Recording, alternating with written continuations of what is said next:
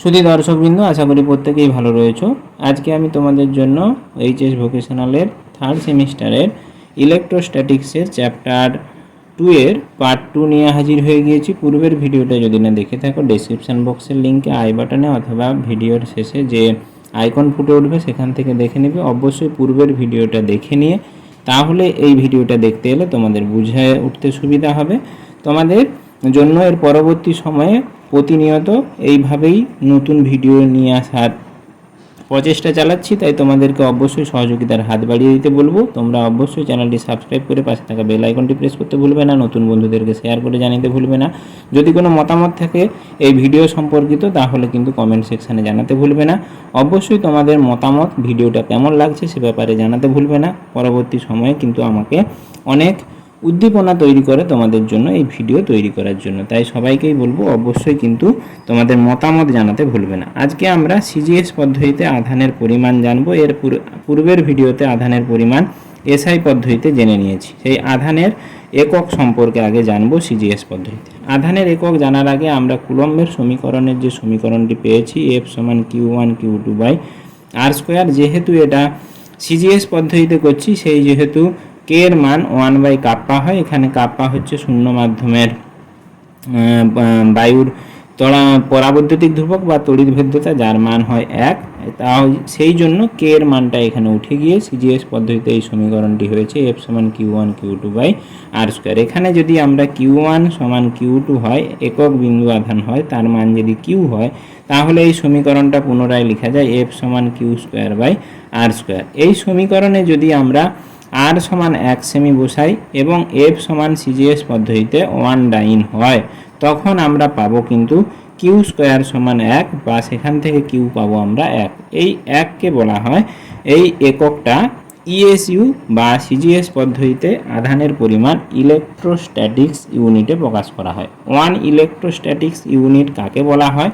দুটো বিন্দু আধানের মধ্যে যদি দূরত্ব 1 সেমির মধ্যে রাখা হয়, দুটো বিন্দু আধানকে যদি 1 সেমি দূরত্বের মধ্যে রাখা হয় এবং তাদের মধ্যে কার্যকরী বল, সেই আকর্ষণ বল হোক বা বিকর্ষণ বল হোক, যদি 1 ডাইন হয়, তাহলে ওই বিন্দু আধানগুলোর যে আধান থাকবে তাকে 1 ইএসইউ বলা হবে এবং এই কাজটা কিন্তু শূন্য মাধ্যমে করতে হবে। তাহলে কি, শূন্য মাধ্যমে যদি দুটি বিন্দু আধান বা দুটি সমপরিমাণ বিন্দু আধান 1 সেমি দূরত্বে রাখলে তাদের মধ্যে যদি F1 ডাইন বল ক্রিয়া করে বা প্রয়োগ করে, তখন ওই বিন্দু আধানগুলোর যে আধানের পরিমাণ সেটা 1 ইএসইউ বা 1 ইলেকট্রোস্ট্যাটিক্স ইউনিট হয়। এসআই পদ্ধতিতে আধানের পরিমাণ হয় কুলম। কুলমকে সি আকারে প্রকাশ করা হয়।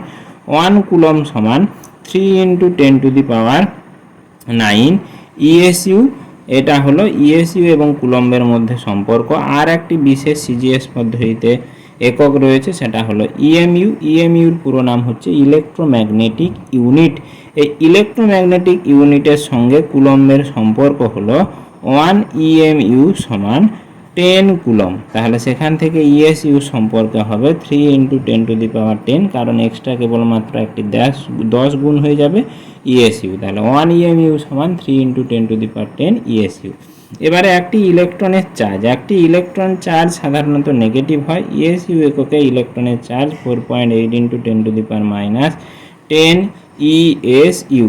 এই ইএসইউকে আমরা 3 × 10⁹ দ্বারা ভাগ করলে সেটা কিন্তু হয়ে যাবে কুলম এককে। সেই কুলম এককে এর চার্জ হয় আমার -1.6 × 10⁻19 কুলম। এটা হলো একটা ইলেকট্রনের চার্জের একক। এরপরে আমরা পরাবৈদ্যুতিক ধ্রুবকের মাত্রা সম্পর্কে জানবো। পরাবৈদ্যুতিক ধ্রুবক আমরা বায়ু শূন্য মাধ্যমে ε0 মাত্রা সম্পর্কে জানবো।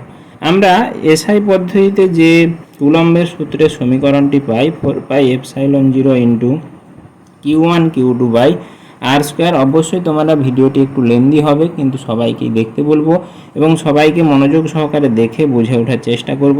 পরবর্তী সময়ে কিন্তু এই বিশেষ অধ্যায়গুলোর এমসিকিউ তোমাদের সামনে হাজির করব, তাই সবাইকেই বলবো কিন্তু চ্যানেলটার সঙ্গে থাকতে এবং তোমাদের কেমন লাগছে ভিডিওগুলো তার মতামত অবশ্যই জানাতে ভুলবে না। এই সমীকরণ থেকে আমরা ε0 সমান পাবো কিন্তু 1/4π f × Q1 Q2 by R square. এখানে কিউ এর রাশিমালা কিউ সমান তড়িৎ প্রবাহ মাত্রা ইন্টু সময়। তড়িৎ প্রবাহ মাত্রাকে অ্যাম্পিয়ার দ্বারা প্রকাশ করা হয় এবং টি হচ্ছে টাইমের মাত্রা বা সময়ের মাত্রাকে প্রকাশ করা হয়। আমরা জানি আর এর হচ্ছে দৈর্ঘ্যের একক, তাই এখানে আর স্কোয়ারকে মানে এল স্কোয়ার হবে। এফ হচ্ছে বলের মাত্রা, বলের মাত্রা সাধারণ সূত্র M L T to the power -2। তাহলে এই সমীকরণগুলো বসালে বা এই মানগুলো যদি বসাই এই সমীকরণে, তখন আমরা পাবো 1/4 যেহেতু একটি ধ্রুবক সংখ্যা, তাহলে তার মাত্রা না বসে কিউ মাত্রাগুলো প্রত্যেকটার এটি, তাহলে এটি ইন্টু এটি মাত্রা ডিভাইডেড বাই এফ এর মাত্রা হলো M L T to the power -2 into R square, দৈর্ঘ্যের এল স্কোয়ার হবে, দৈর্ঘ্যকে এল দ্বারা প্রকাশ করা হয় মাত্রায় যখন প্রকাশ করা হয়। তাহলে এই সমীকরণটা সমাধান করলে এম উপরে উঠে গেলে তখন হবে এম ইনভার্স এল, এখানে এল, তাহলে এল স্কোয়ার আর এল গুণ হলে L to the power by L cube, L cube উপরে উঠে গেলে -3l T to the power -2, এখানে দুটো টি গুণ হলে টি স্কোয়ার আর -2 উপরে গেলে টি স্কোয়ার হয়ে যাবে, তাহলে টি টি গুণ করলে টি to the power 4 R A square হবে, টি টু দি পাওয়ার 4 আর দুটো এ গুণ করলে এ স্কোয়ার। এই হলো এপসাইলন জিরোর মাত্রা। এবার এপসাইলন জিরোর মাত্রার পরে আমরা কুলম্বের সূত্রের ভেক্টর রূপ সম্পর্কে জানব। কুলম্বের সূত্রের ভেক্টর রূপ জানতে হলে আমাদেরকে কিছু জিনিস জেনে নিতে হবে বা কিছু জিনিস ধরে নিতে হবে। সেই ধরাগুলো কেমন হবে না, কার্টেসিয়ান নীতি অনুসারে বা কার্টেসিয়ান নির্দেশতন্ত্রে যেখানে তিনটে তল রয়েছে, যে তিনটে তল যেখানে মিলে সেটা হলো মূলবিন্দু ও। এই মূলবিন্দু ওর থেকে r1 দূরত্বে একটি বিশেষ বিন্দু ভেক্টর রয়েছে যার মান q1 এবং সেটা a বিন্দু, এবং b দূরত্বে q2 আধানযুক্ত একটি বিন্দু রয়েছে এবং সেটা r2 দূরত্বে। এই q1 এ বিন্দুর কর্তৃক বি এর উপরে প্রযুক্ত যে বল বা q1 বিন্দু আধানের কর্তৃক q2-র উপরে যে প্রযুক্ত বল তাকে F21 দ্বারা প্রকাশ করা হয় এবং তার অভিমুখ এ বি এর অভিমুখ বরাবর, এবং অপরদিকে বি বিন্দু কর্তৃক এ এর উপরে প্রযুক্ত বল তাকে আমরা F12 দ্বারা প্রকাশ করা হয়, ভেক্টর দ্বারা প্রকাশ করা হয়, তার অভিমুখ বি এ ভেক্টরের অভিমুখ বরাবর। এবারে আমরা q1 বিন্দু কর্তৃক q2-র উপরে যে প্রযুক্ত বল তাকে আমরা ধরে নিচ্ছি, এবং এখানে আর একটু ধরে নেই যে ও এ ভেক্টর সমান r1 ভেক্টর সমান এটা হচ্ছে তার আধানের পরিমাণ q1, ও বি ভেক্টর সমান r2 ভেক্টর এবং তার আধানের পরিমাণ হচ্ছে q2। এইবারে q1 বিন্দু কর্তৃক q2-র উপরে প্রযুক্ত বল তাকে আমরা F21 ভেক্টর দ্বারা প্রকাশ করা হয়, অর্থাৎ এ বিন্দুর কর্তৃক বি এর উপরে প্রযুক্ত বল, অর্থাৎ বি এ কতটা পরিমাণ বল দ্বারা আকর্ষণ বা বিকর্ষণ করছে সেই পরিমাণ সমান কুলম্বের সূত্র অনুসারে পাই 4πε0 into q1 into q2 by A B এর হোল স্কোয়ার, এ বি ভেক্টরের হোল স্কোয়ার। এ বি ভেক্টরের হোল স্কোয়ার, যেহেতু এ বি ভেক্টর সমান আমরা পাবো যে এর বি এর স্থানাঙ্ক ভেক্টর, বি এর স্থানাঙ্ক ভেক্টর r2 মাইনাস কি হবে এ এর স্থানাঙ্ক ভেক্টর r1 ভেক্টর, তাহলে সেটাকে আমরা প্রকাশ করা হয় r12 ভেক্টর দ্বারা। r12 ভেক্টরের তাহলে আমরা এ বির জায়গায় এই মানটা বসাতে পারি, সেটা হয়ে যাবে 1/4πε0 into q1 q2 by r12 ভেক্টরের মড এর whole square into r12 cap. এখানে r12 ক্যাপ হলো একক ভেক্টর, r12 ক্যাপ সমান হয় r12 ভেক্টরের সংখ্যামান বাই r12 ভেক্টরের মড।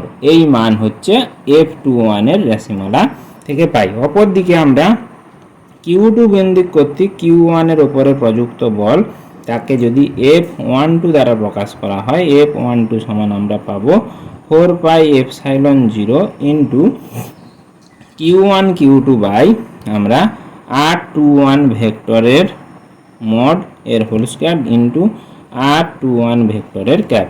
তাহলে এই দুটো সমীকরণ যখন আমরা তুলনা করব, আবার আমরা যদি এটার অভিমুখ হচ্ছে বি এ অভিমুখ বরাবর, এর অভিমুখ কোন দিকে বরাবর, এর অভিমুখ কিন্তু এ বির ভেক্টরের অভিমুখ এ বির দ্বারা বরাবর, তাহলে এই সমীকরণ দুটোর কেবলমাত্র যদি এই r21 বা আবার BA ভেক্টর সমান আমরা জানি যে r21 ক্যাপ সমান কি r ক্যাপ ভেক্টর বা r vector minus r2 vector. এই r vector minus r2 vector কে আমরা যদি মাইনাস চিহ্ন দ্বারা প্রকাশ করা হয় বা r21 ক্যাপ সমান আমরা পাবো কিন্তু r21 ভেক্টর বাই r21 ভেক্টরের পরম মানের দ্বারা ভাগ করলে বা একক ভেক্টর সমান হয় কোনো ভেক্টরের সংখ্যামান বাই তার পরম মান। তাহলে আমরা এই r21 এর জায়গায় যদি নেগেটিভ চিহ্ন দেই তখন কিন্তু এটার জায়গায় এদের যে স্থানাঙ্কগুলো সেই স্থানাঙ্কগুলো চেঞ্জ হয়ে যাবে বা অভিমুখটা চেঞ্জ হয়ে যাবে, অভিমুখটা চেঞ্জ হয়ে গিয়ে r12 হয়ে যাবে। তাহলে এখান থেকে আমরা পাচ্ছি কিন্তু f21 ভেক্টর সমান মাইনাস f12 ভেক্টর। এখানে কেবলমাত্র এই অভিমুখটা পরিবর্তনের জন্য এর সামনে মাইনাস চিহ্ন দিয়ে দিলেই কিন্তু দুটোর যে পরিমাণ সেটা সমান কিন্তু বিপরীতমুখী। তাহলে এর দ্বারা আমরা বুঝতে পারলাম যে দুটো বিন্দু আধানের মধ্যে প্রথমটির কর্তৃক দ্বিতীয়টির ওপর যে প্রযুক্ত বলের মান দ্বিতীয়টি কর্তৃক প্রথমটির ওপর প্রযুক্ত বলের মান সমান এবং বিপরীত। সুতরাং ইহা নিউটনের তৃতীয় গতিসূত্র মেনে চলে। এটা সম আধানের ক্ষেত্রেও প্রযোজ্য, বিপরীত আধানের ক্ষেত্রেও একইভাবে প্রযোজ্য।